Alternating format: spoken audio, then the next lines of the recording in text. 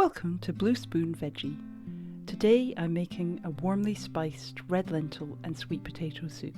This is a lovely soup for a cold winter's day and can be varied according to what veg you have in the house and what your favourite spices are. To accompany the lentil soup, I'll also be making some Pitta bread, which is simpler than you might think. Today I'll be using red lentils, a sweet potato and some shallots and garlic. Red lentils are my favourite for soup because they cook quickly and give the soup a nice colour. You can find full details of today's ingredients in the description below. Now onto the spices. I'm using 1 teaspoon each of ground coriander and sweet paprika and half a teaspoon each of cumin and turmeric. Now let's start cooking. I'm going to chop 2 shallots quite coarsely since these will cook through very quickly. If you don't have any shallots, you could use a leek or a medium-sized onion. I've already peeled 2 cloves of garlic and now I'm just slicing these and adding them to the shallots. Now let's prep the sweet potato. Top and tail, then just peel and dice into cubes. Instead of sweet potato, you could use some carrots or some butternut squash. I'm dicing the sweet potato quite small here so it cooks nice and quickly. Over to the pan now. I'll be using 1 litre of vegetable stock. In Scotland, lentil soup is not always vegetarian because it can be made with a ham bone or meat stock.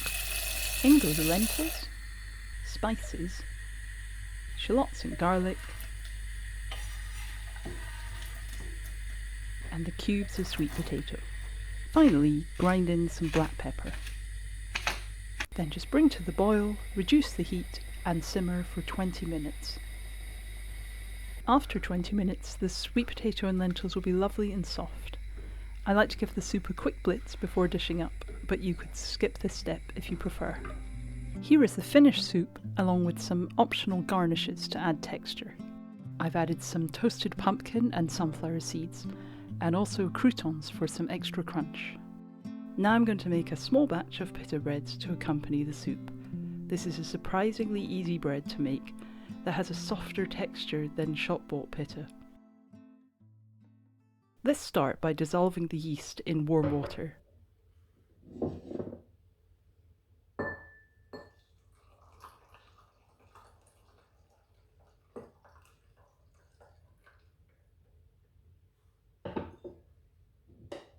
Add a little sugar and stir in. Then set aside for 5 minutes until the yeast is foamy. I'm going to make the dough in a processor with a dough hook fitted, but you can also knead by hand if you prefer. I'm adding in the flour and the salt. Add in the foamy yeast mixture and the olive oil. Then put on to knead for 2 to 3 minutes. If you're doing this by hand, it will take 5 to 10 minutes. You want to end up with a ball of soft dough that looks like this.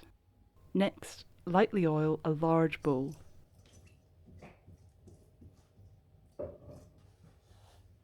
Then transfer the dough to the bowl and turn over so it's coated in the oil.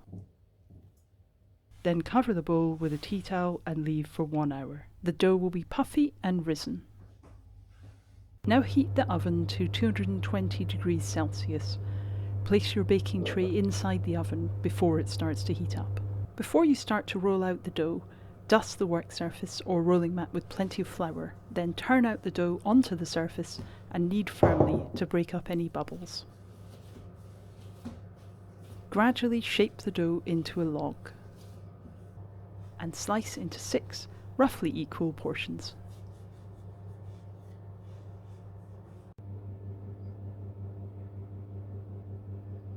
Form the first portion of the dough into a ball, then roll out into an oval approximately 3 to 5 millimeters thick. Roll out all 6 pitta, flouring well in between and setting each pitta aside as you finish rolling.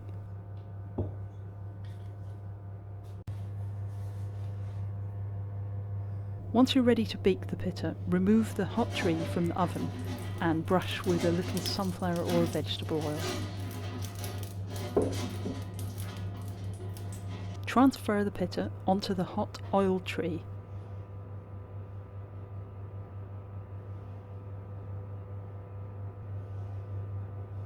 Then bake for 7 minutes, by which time the pitta will be lovely and golden.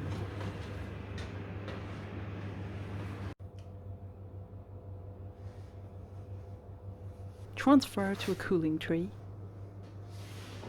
then cover with a tea towel until you're ready to serve alongside the soup for a cosy, healthy meal. The rest of the pitta will keep for a day or two, but also freezes well. I like to cut some into strips or triangles, brush with a little olive oil, and then grill to make pitta chips. I do hope you've enjoyed this video.